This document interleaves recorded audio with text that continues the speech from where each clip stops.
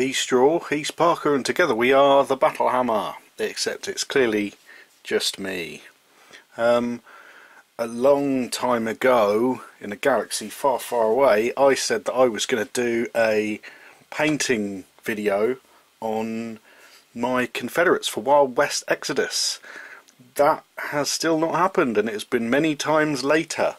One of my excuses for that is I haven't been able to get my usual undercoat from my usual place, and generally speaking I've been working on my Enlightened, and I didn't want to kind of get you in halfway through a project where I could do that, so I wanted to wait until I started my Confederates. But as a little teaser and as a little prelude to that, I'm going to show you how to make and paint and stuff one of these. So in Wild West Exodus there are things called hexaliths. This guy, Francis Tumblety, who's in my Enlightened, he has got one.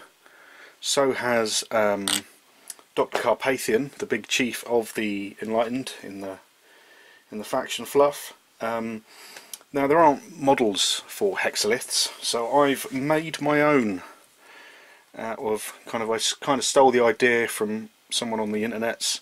It wasn't quite the same as this, but it was vaguely similar. I imagine they are part of this hex energy that's crystallized and forced its way out of the ground.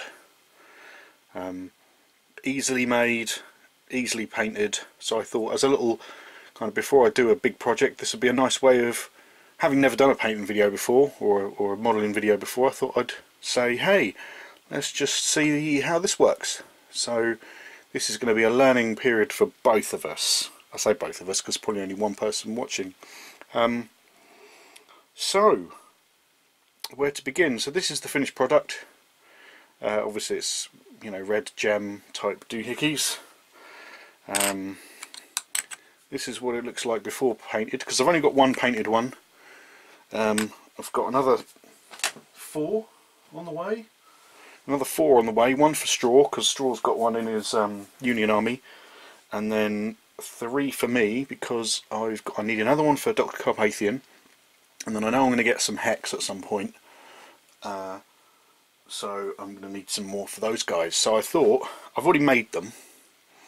I thought if I gave you an idea of how I made them, and then I can show you how I painted them. So let's do that. So as you can see from this just made one, it's basically bits of sprue glued together with some rocks on a base. So you start off with a base like this, except not like this, because this is a round-lipped 30mm base, and that's not what this is. These are plinth bases by War Cradle, who make Wild West Exodus. They've got their own bases. Funnily enough, I didn't like them at first. I've grown to really like them. I don't know why. You just do, don't you, over time. So you just take a normal base. There's no what do you call it, whatever that thing was, the little slot in it. It's just a flat base. Managed to get some pieces of sprue. So I'll show you the kind of thing I mean. This is a sprue from Frostgrave. Just happens to be some sprue I've got lying around. So one of the things about the sprues is, I don't know how well this is going to come out. Only one of you who does kind of your own modelling will know that when they're part of the mould, when in the mould, they have to come out as well. So there's an angle along the line, kind of along the main sprue piece. So it's flat on that side, but it's kind of angled inwards, kind of that way and that way, so it comes out of the mould easily, right? So it comes out of the mould like that, and so it kind of, I don't know what you call that, a trapezium, a rhombus, I don't know. Anyway, so you glue 2 of them together, and you get what hopefully you can just about see on there is like a hexagon. Yes, a hexagon type shape. I guess it would be a, I don't know what a cylinder, hexagon is, a hex cylinder. Anyway, so let's do that. I've got a piece here, that's just a bit of old sprue from this, and we will just take a bit of sprue off there, hopefully without undercutting myself or losing the bit of sprue. Now we've got 2 bits of sprue. If I glue them together like that, hopefully you can see that, it will be kind of a hexagon. So what I've been doing is I've taken a little nail file, I've just gone along the bits I'm going to glue, because when you're when you're gluing it together, sometimes you get little, when you clip stuff off, you get little pokey bits. So I'll just give them a little file. There we go, job's good. We take our liquid poly. This is the stuff I mean this thing is God knows how old. I've been using it for donkeys. I prefer this paint on stuff myself, just personal preference. There's no real reason other than that.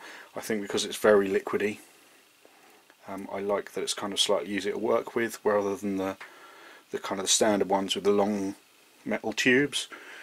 So pinch them together. If you really want to be all super finicky about it, you can get a clamp and clamp them together for 30 seconds or whatever.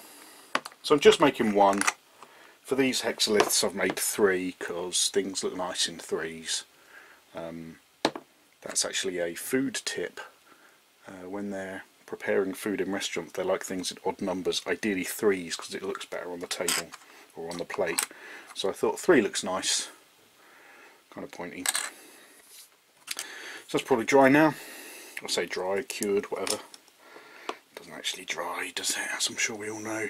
So now I've got 2 bits of sprue stuck together in a hexagon-y type shape. So I will take my knife.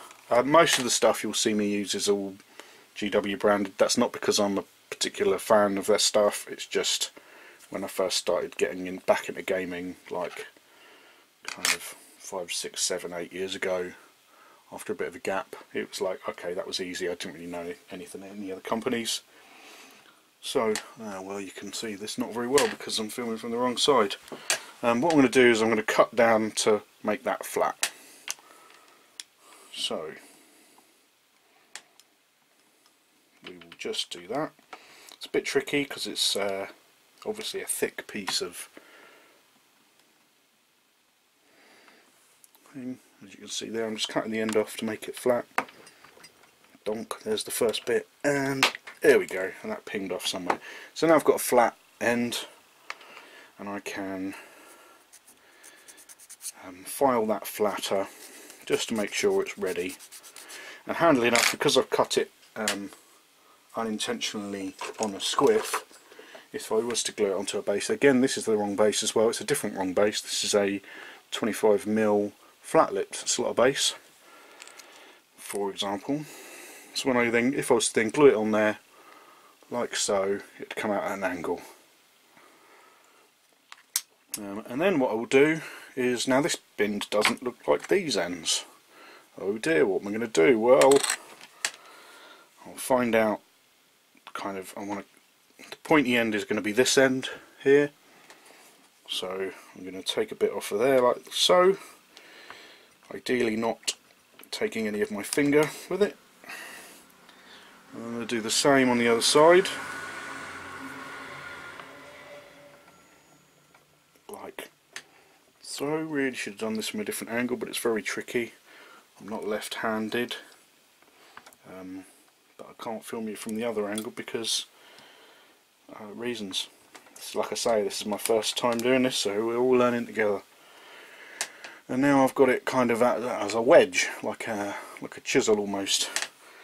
And then I'll just take a couple of bits off to kind of make it a bit pointier. Not making it too sharp, just so it looks like kind of the end of a crystal. Yeah? So we've got the point in the middle, and each face is kind of measuring up to the face that it goes with, if that makes any sense at all. So that's one. So you go and make another 2 of those, glue them onto a base, voila, with plastic glue. Now I've taken a few little rocky things, and glued those around the outside, around the outside, around the outside, like so. And then I've done my normal basing stuff, bit of sand, glued that on the rest of the base. It's a bit dark because I've gone over it. One of my little habits is I always paint over it with Agrax or something like it, just to help everything set nicely, because PVA can be reactivated with water or paint or stuff like that. So I tend to go over things again once I've glued them down with PVA, so just to kind of seal it in. And then that's one of those made, you see. Job's a good one. So then I go and undercoat it, and it turns into something a little bit like this. And that's, you can see the grey sprue here is undercoated, and I've already painted the base. A weird habit I've got is I always paint my bases first. I don't know why. I'll show you in fact on something else. Here I've got Dr. Carpathian. There's a few other models over there. I like basing them first because I always find that when people glue bases on, when they make bases and then glue models on afterwards, kind of doesn't look right. Sometimes they look like they're sitting on it, like above it a little bit, which can look a bit weird. Just a habit I got into, and painting the bases, I think, you know, even if I don't finish painting the model, even if I just base coat it, I can start using it straight away and it doesn't look weird because the base is done. Just a little habit I've got into. I'll show you how I do the bases another time. I used, I've got it in my book, my little book of, oops, random crap, which is something falling out of it. I'll find that later. Jibber jabber, jibber jabber, look for things, not find them. So again, as I'm saying, I used GW paint. So I used Xandri Dust as a base tone. Then I dry brushed with Terminatus Stone. Then I went in with a wash of Seraphim Sepia. Simple as pie.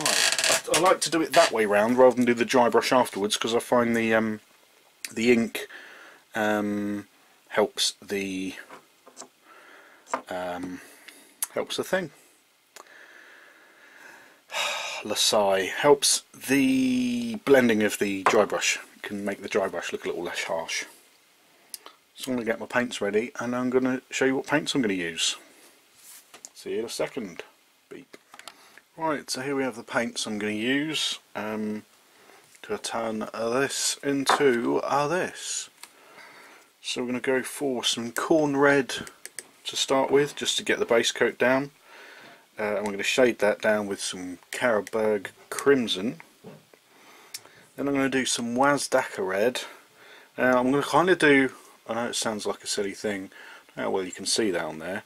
I've got kind of the lighter colours leading into the darker colours at the top to kind of give that illusion of it kind of glowing from beneath.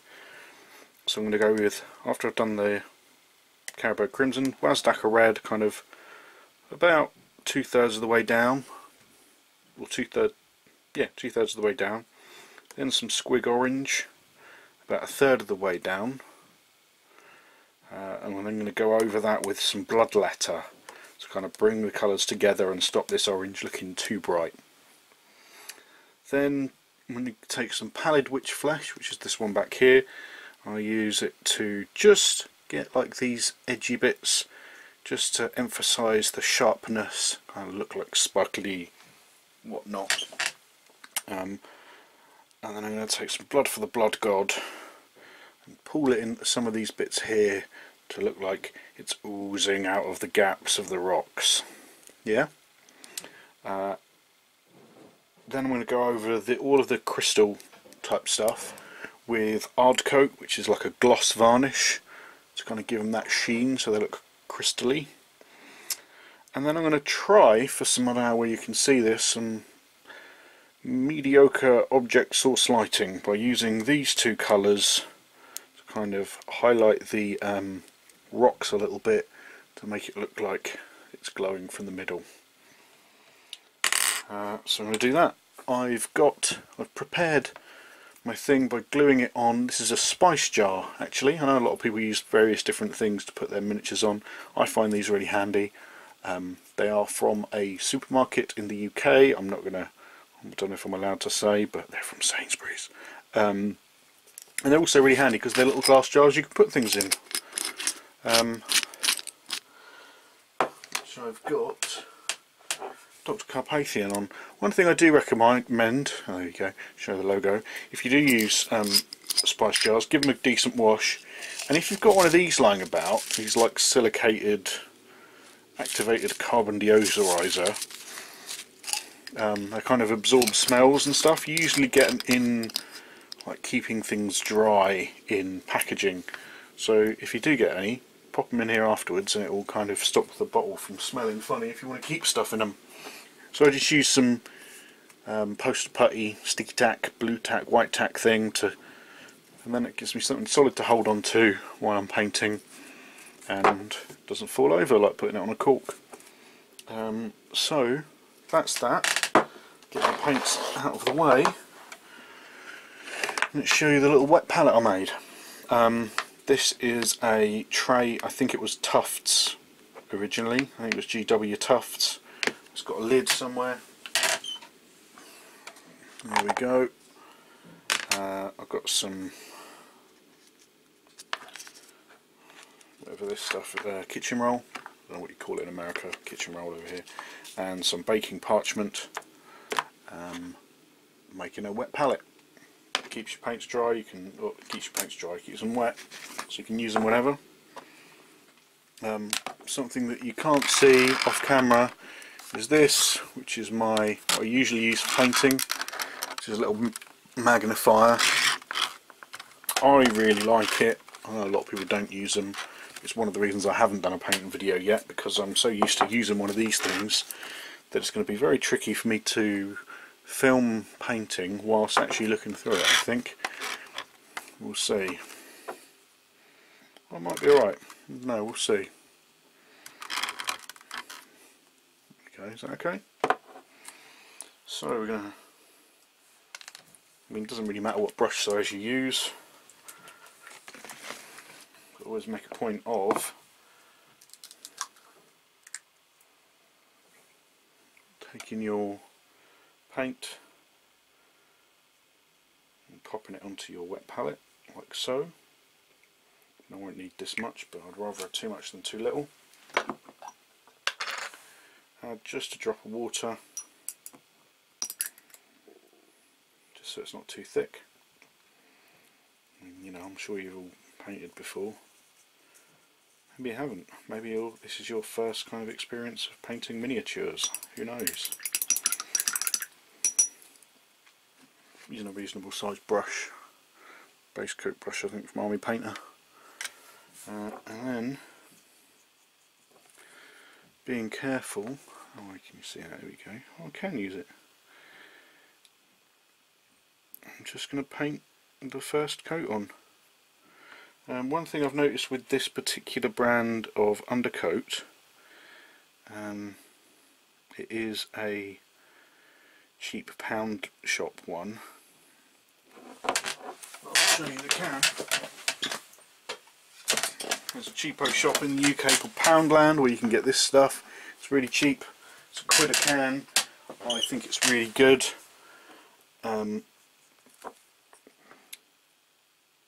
But the only issues you do have with it are they really sell out of the grey super quick. It can be tricky to get hold of the grey. Make sure you leave it to dry and cure completely overnight, just because sometimes I've done it and thought it was dry like a couple of hours and then it started to come off a bit, but once I've left it overnight it's solid as a rock. As you can see, I'm just being pretty careful to tuck in there.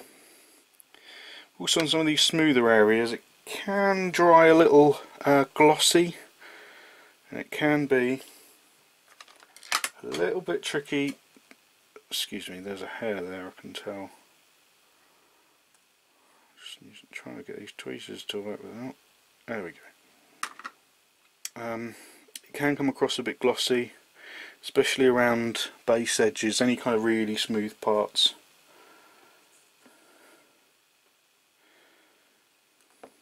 And it can need a little bit of working.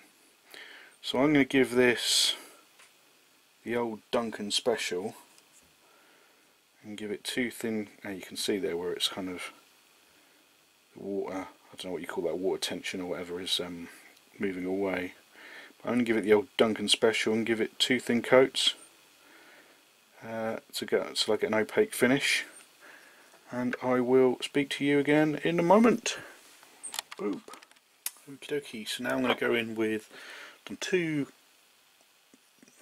and a bit coats just to get a solid block of that corn red on there. And I'm just going to go in with some Carroburg Crimson straight out of the pot because it's a wash, so I don't need to worry about it too much. I'm going to make sure I get a nice big drop kind of in the middle there. And then I'm still, you know, being at least a little bit careful because I don't want to get it everywhere and make a big mess. But it does just add a little zhuzh to the colour. A little zhuzh.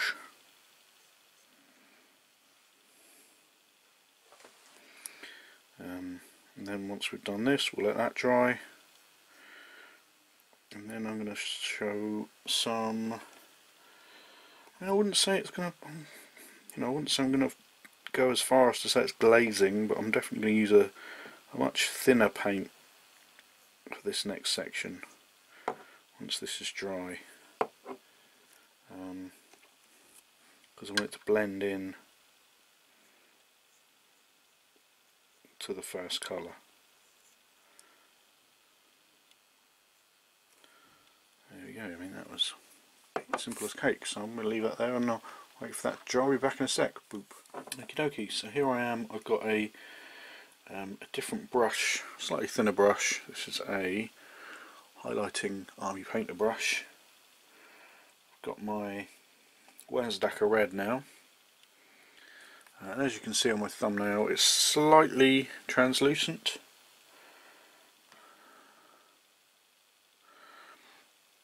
So that way when I start painting it on the hex lift, and as I said, go from the bottom, I'm going to go up to about there.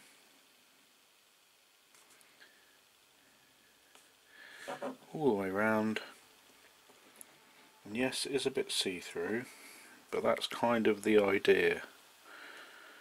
In fact, that's probably a little bit.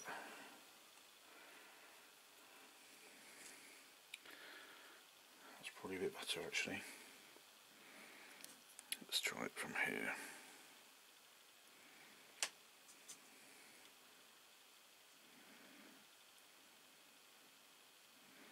I'm pulling down the brush towards the base.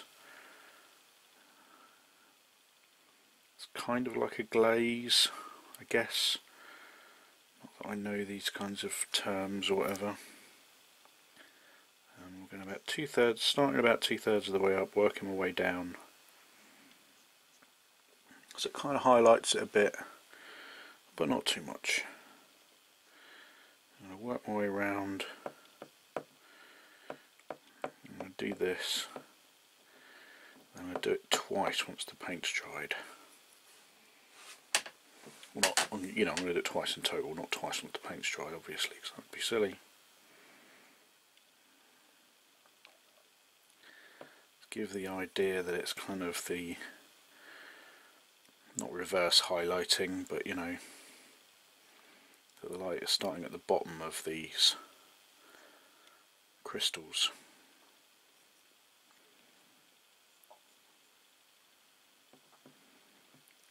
And I'm not at the moment, I mean, I'm not doing it on purpose. I'm not hugely worried if I end up going over onto the rocks, because I'm going to end up doing those with like a OSL, you know, kind of crappy OSL object source lighting nerds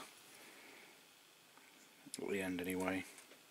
So if I do just catch an edge of a rock, I'm not massively worried about it. And strangely as well, another reason why I was saying earlier on that I prefer to paint the bases first, because if I balls up the painting and I get some smush on the base, I can just stick a little bit of fluff or whatever over the mistake I've made to hide it. Whereas I think once you've painted a model and then you're trying to paint the base, if you then make a mistake, you've got to repaint the whole fucking thing.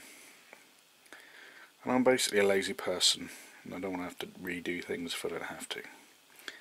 As you can see, now I'm going around a second time. It's kind of bringing out that colour, that Wazdaka red a bit more. It's kind of giving me the dark, slightly lighter and slightly lighter again. Because the opacity, words, of the paint is such that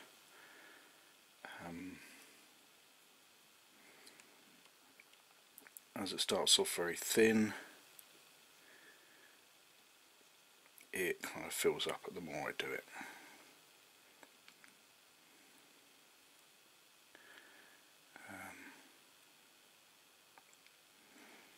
So I'm not hugely, been hugely detailed, hugely careful. It's just an idea of having it slightly lighter at the bottom compared to the top.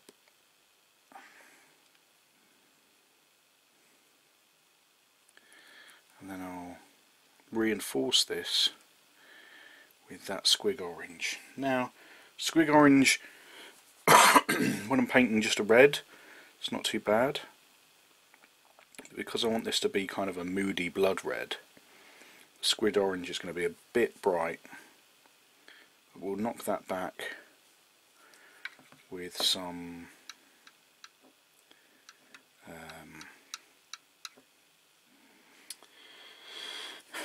bloodletter, just like a red glaze type dealy. I'm trying to make sure, if I can, that I'm getting into these, into the centre a little bit. I'm not gonna lie, a bit tricky. But it's going to be weird if I make it glowy on the outside but not the inside. So I'm doing what I can. That'll kind of do for now.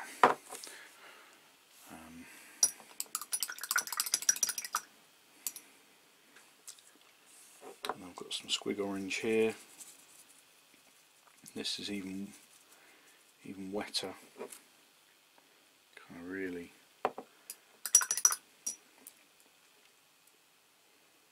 And this is actually not new paint.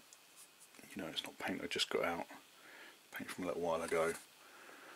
The advantage of the wet palette means that I can use this. I'm going to start a bit lower. And yes, that does look a little bit bright. But like I say, once I block that, put that back with the bloodletter, that should be okay.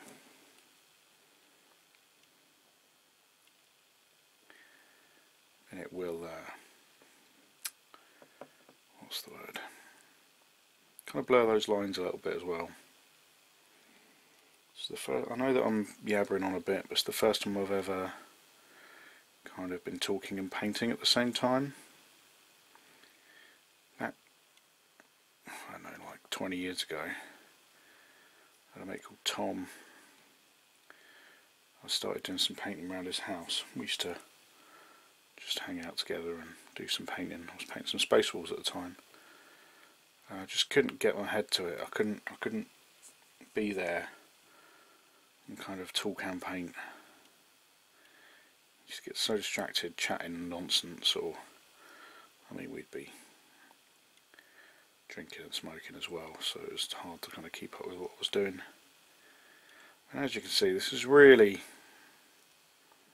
kind of blocky stuff here. No kind of huge techniques. Once it's dried, let's look a little bit better.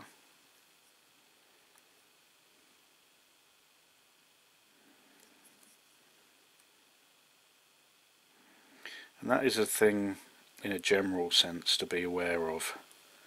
The paints when they're dried do not look the same as when they're wet. It's very, very confusing.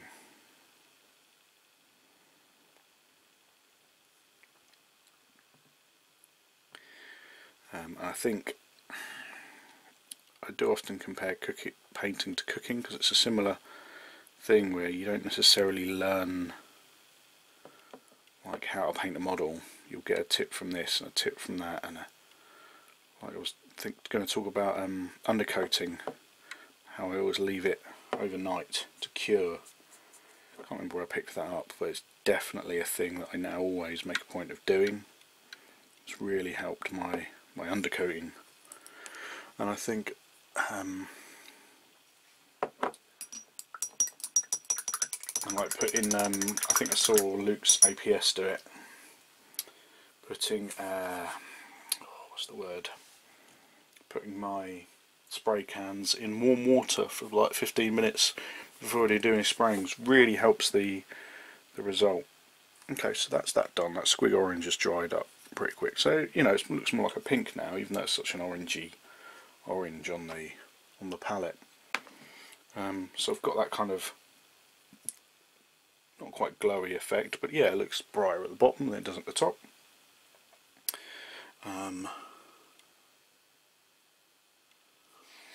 So now we're going to try and do a little bit of mediocre object source lighting. So I'm going to take my Wazdacker red. I'm not going to go with the corn red because it's pretty dark. I'm just going to paint a little bit into where these rocks, kind of imagining that the light is coming from these hexalith crystals.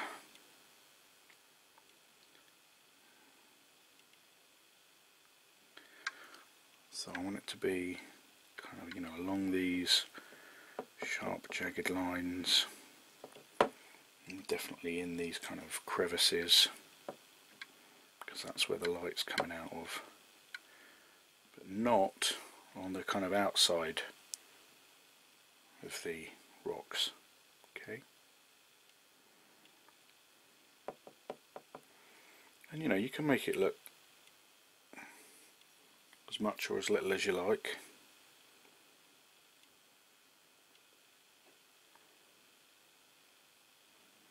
I mean, it's weird magic-y space alien stuff, so you know, if you go a bit overboard, it doesn't matter that much. And yeah, they're supposed to look weird and, like I say, space alien-y.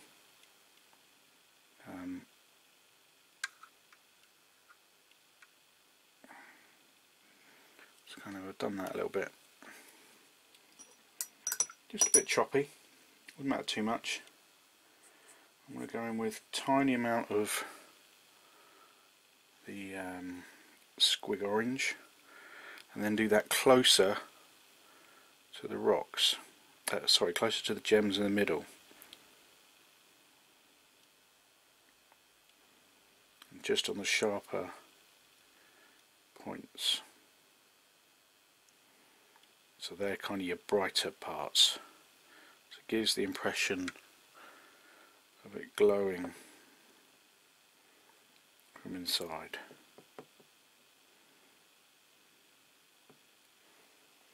You know, it's not 100%, but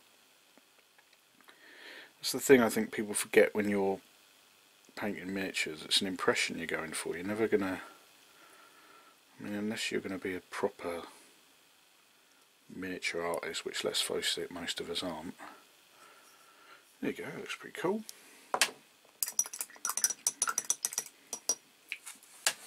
I'm going to get a thinner paintbrush.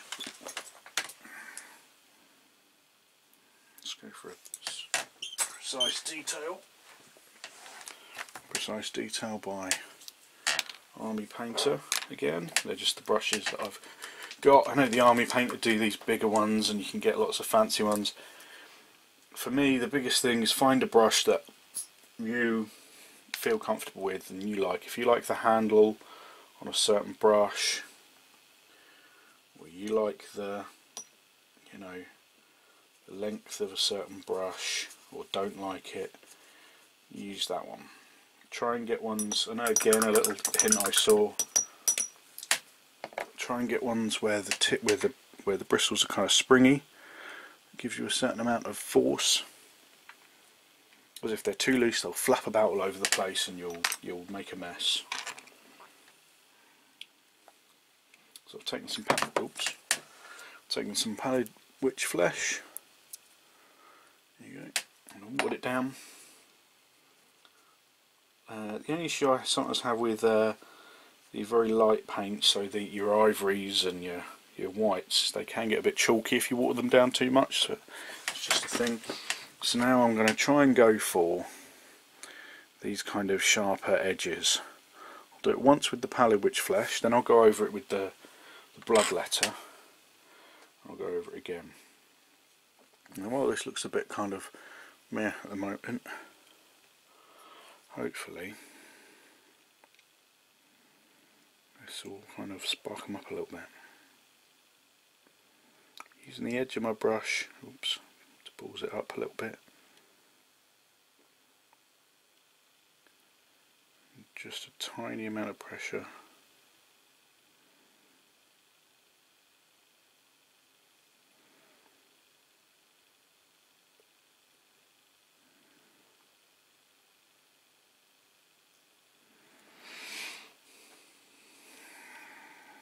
This isn't coming across as well as the first one, but I'm blaming you lot for watching me.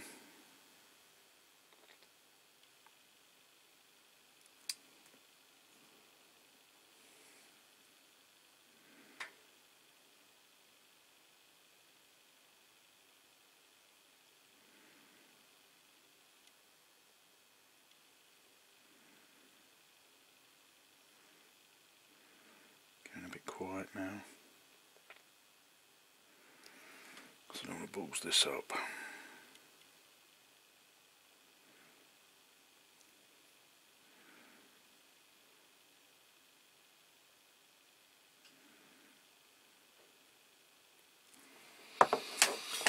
Might get some, drop more water in with that because it's not going on as well as I'd like.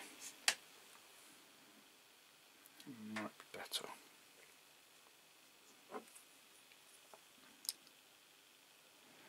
Try again.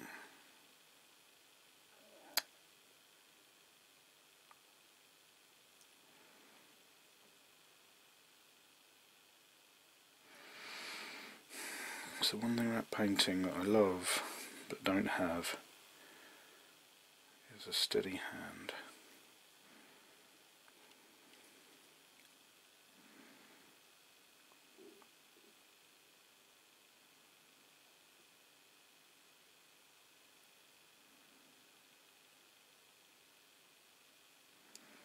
There you go. So to save me the embarrassment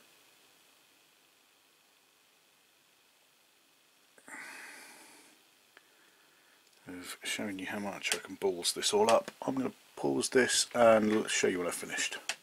Okay, so I did some bad stuff like that, and then I go in with my bloodletter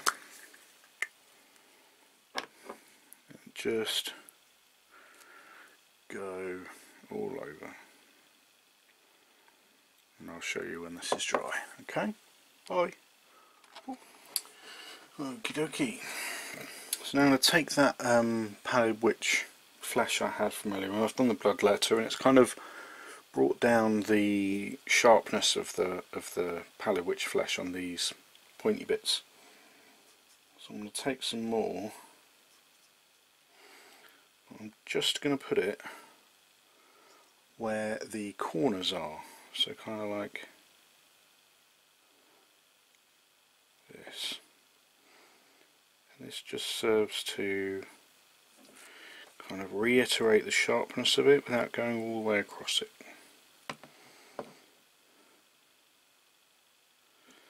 Just on places like that.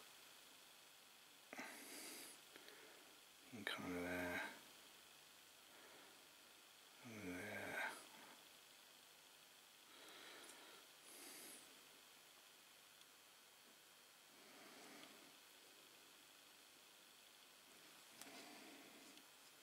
I'm just using the very tip of my brush.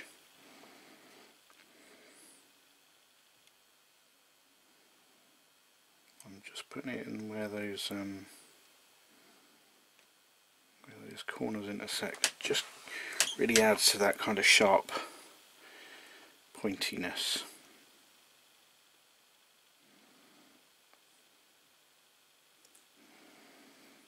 Especially on like the tips, you know. It makes it look super cool.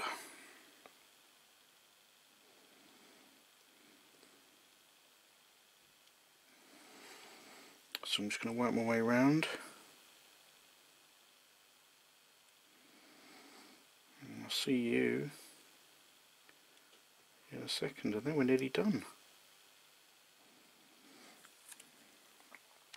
Okay, boop. Okay, so just a couple more bits to do. It'll be almost like that one. So I'm going to take some blood for the blood god, just a second, and then I'm going to put it in the little bits, just so it's dribbling through the cracks between the rocks. Shake that up, and I can, because of the way it is, it's a technical paint, so I'm just going to take a little bit with this base coating brush. Actually no, I'm going to use that one. Use this one.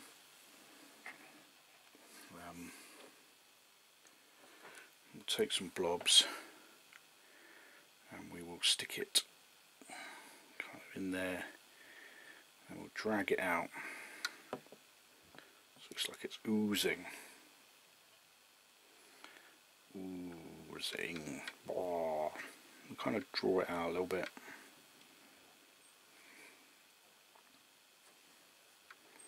Because it's not just a case of painting it on, because you could just paint it on, but you want it to make it look like it's kind of slipping between those cracks, pulling around the base, sticking it right in there and dragging it between those two rocks like that.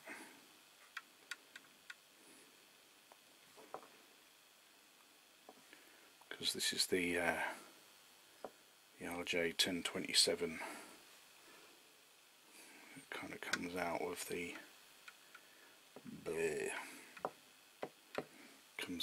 hexes things. So I don't necessarily done it between every crack, but the big ones definitely you want to kind of pull it out of.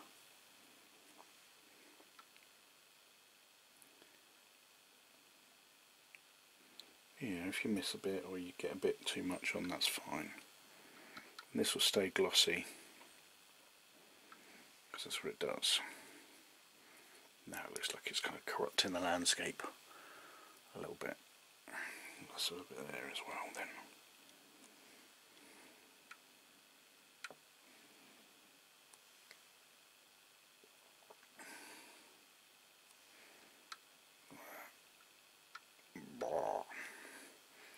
And this stuff takes a while to dry, because it is a technical paint and it is gloss. Usually looks pretty cool when it's done though. So finish that one. And then the last little bit is we take some hard coat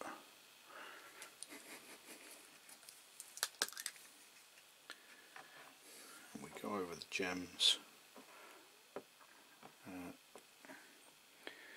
It does look pretty manky when you put it on, but it will come out fine.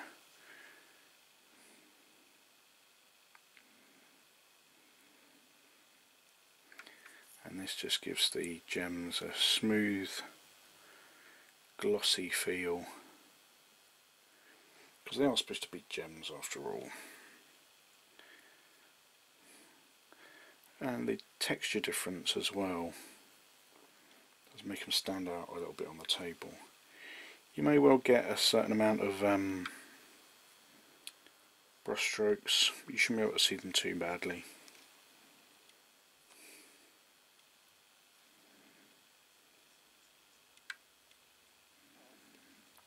And to make sure you don't want to get the rocks, obviously, you just want to get the kind of the gem areas.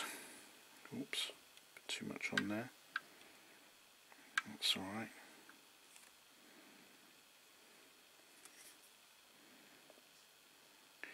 Good thing about using these, about using the gloss, is you can see where you've missed a bit.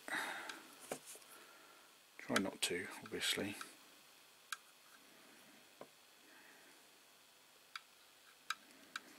And barring just waiting for that gloss will take a while to dry, so don't imagine you can start picking it up and playing with it just yet. But there you go. And there, once that's dry, that'll be a hexalith, very much like that one. I mean, they're not identical. I'm not sure if I put enough blood glitter on that bit, but generally speaking they look basically the same. So that's how I make one of my hexaliths. I've got another few to make. You're obviously going to have to watch that. Straw will get one because I'm making one for him. Hope you've liked that. Don't forget to share it around if you want to do yours like this, or if you've got another way that you do it. Maybe put something in the comments down below about what you liked, didn't like of this, how kind of fluff accurate they are. And let me know as well, because it's the first time I've done a painting video. I've probably been rambling a bit, or not talking enough, or being quiet or loud. So just give me a heads up in the comments down below. Let me know what you thought. As usual, don't forget to like and subscribe if you liked it and want to subscribe. If you don't like it and don't want to subscribe, you don't have to like and subscribe, but we would like if you liked and subscribed. Until next time, stay hammered. Do do do do do do do do do do do.